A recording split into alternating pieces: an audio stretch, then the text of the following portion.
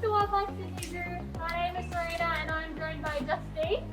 We're koala keepers here at the zoo and we'd like to introduce you some of the koalas that we do have here at the zoo. So behind me we've got Sandy and we've got Scarlet up at the back doing a little bit of jumping around. Pretty lucky to see them nice and awake because as most of you would know, koalas sleep for about 20 hours in the day. So it's nice to see them that they're all nice and awake and having a little bit of a move around. And we're really lucky this year, we've actually got quite a few joeys, so we can come around and have a look at them. But sitting up there we've got Paulina and she's got her little joey up on her back there, sitting up nice and high and being really cute. Now on the other side we've also got Kirra. She's about 11 months old, adventuring away from mum and just having a look and seeing everything. Really cute. Now here as well we've also got Nutsy and Arnold, who is our little boy from this year. And you guys do have a look at him around here. He is probably trying to sniff out some food with mum as well still, and he's about 9 to 10 months old. Now koala babies are called joeys as well, so the same thing as kangaroos, and all koala females have a pouch, so they are marsupials. So koalas are only pregnant for 30 to 35 days, which sounds great compared to our 9 months. But what happens is when that little joey is born, it's actually teeny tiny. It's only the size of a jelly bean. And what they do is that they climb into their mother's pouch and they stay in there for about another 6 to 7 months. So they kind of have like an outside pregnancy. And once they kind of reach about 7 months, you'll start seeing some signs of a little joey, a little arm popping out or a little leg. Once they're past like the 8-month mark, they'll be like Arnold here, who's kind of venturing away from mum a little bit and just seeing what's around him. Now koalas, a lot of people have different misconceptions about koalas, and one of the biggest things is that why do koalas sleep for so long? And the reason because of that is because of their diet. So the only things that koalas eat is eucalyptus, which is what you see all around here in our koala exhibits. And eucalyptus doesn't exactly have that many calories in them. It is just leaves.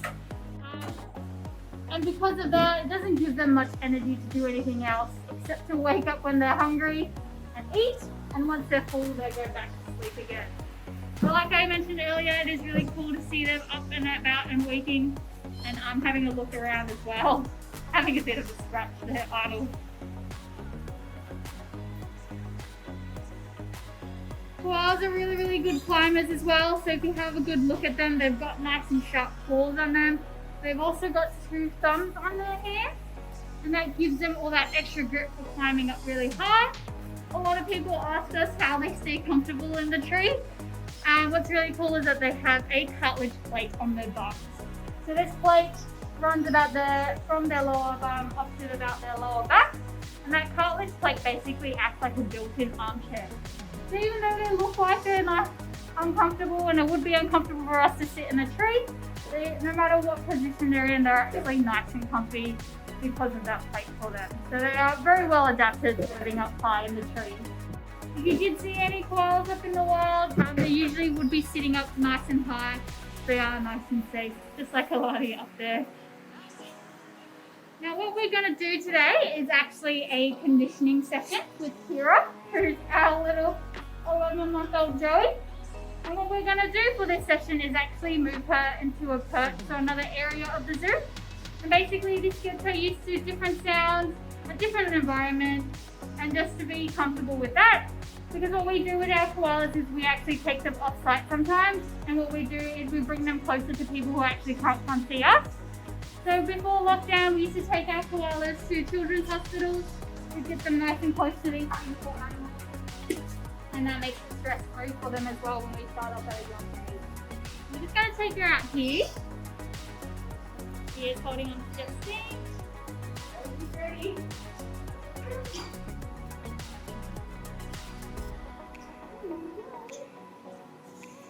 There we go. And climb to the highest point that you can. We've got some food out here for her as well.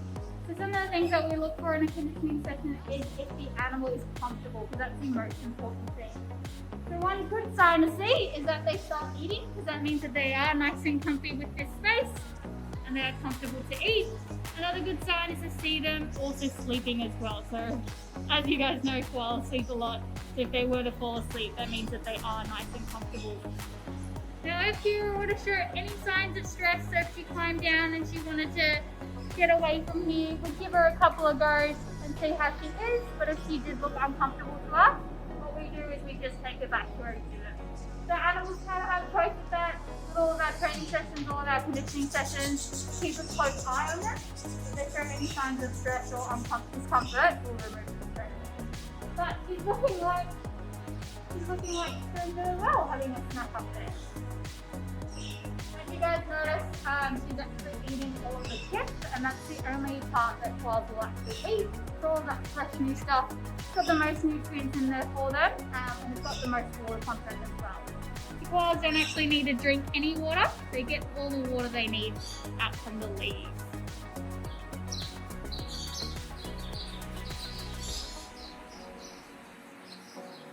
She's having a little look around.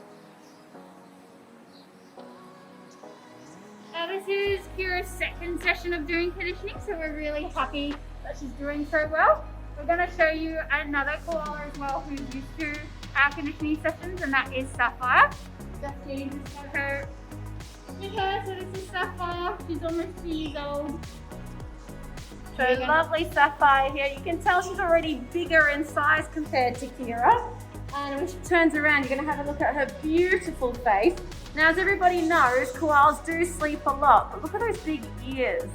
As she's using those ears, she can actually listen out to hear for danger if she was to be out in the wild. So here, it's really important for us to watch our animals' behavior, especially when we're doing this training and conditioning, because it allows us to know what the animals may be thinking at that time. So I'm going to pop Sapphire on, and you'll watch how Sapphire also likes to climb up to that tree. For her, it's a positive association. It is something nice for her. It's a tree, so she can use those beautiful big claws to climb up as she goes up to the top where we've got a little box there. I'm just going to pop her there and just see what she'd like to do. Once again, you can see those ears as they're moving backwards and forwards. She's listening out. She can hear my voice. She can smell there's something different on here. She's going to make her way up to the top, or she might sit halfway, wherever she likes. There you go.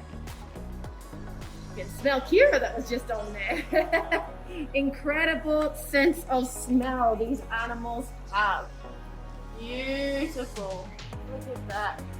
Now you notice that they've got eucalyptus leaves here, and I tried to pick out one of her favourite ones that have all these nice little juicy leaves on the top here. These are actually got lots of moisture in them. So this is where they can get their water content from eating eucalyptus without having to come down on the ground and actually eat and drink from the ground down there. So everything they need is all in the eucalyptus leaf. Alright, so I'm doing a good job up there.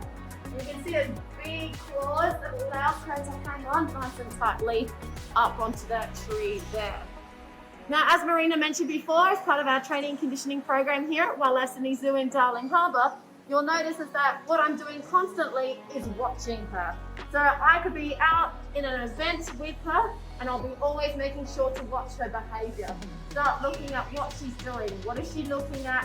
What is she listening for? What is she smelling? Is she eating yet? Or is she wanting to go for a bit of a move around? It doesn't matter because every day is always different. And just like us, we feel differently on different days as well. So it's important to always observe our animals' behaviour. Look at that. Amazing. Well, thank you so much everyone for joining us here at Wallaseni Zoo. On behalf of Marina, myself, and the team here at Wallaseni Zoo in Darling Harbour, we hope you guys have a lovely afternoon. Bye!